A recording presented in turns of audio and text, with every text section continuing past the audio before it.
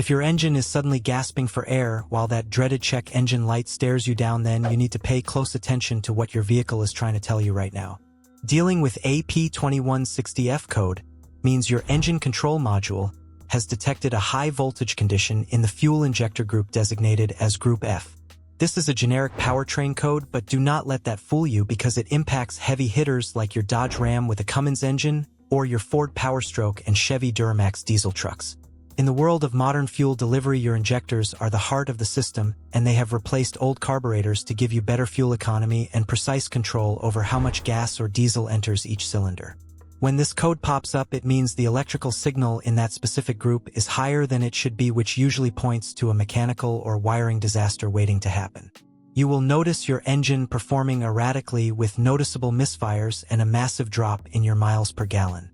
You might even see excessive smoke pouring out of the tailpipe or hear strange knocking noises as the engine struggles to find the right balance. The most common causes are often found under the hood, where heat does its worst work by melting wiring harnesses or causing internal malfunctions in the fuel injectors themselves. Sometimes the engine control module has an internal meltdown, but more often than not it is a connector problem or a short circuit in the wiring. To fix this, you need to start by locating Group F for your specific make and model, because every manufacturer maps these differently. Inspect the wiring harness for any signs of rubbing or bare metal, and use heat shrink tubing to fix any damaged insulation. Check the valleys where injectors sit for trapped water or oil, which leads to fast corrosion on the electrical pins. Use some electrical contact cleaner to ensure a solid connection.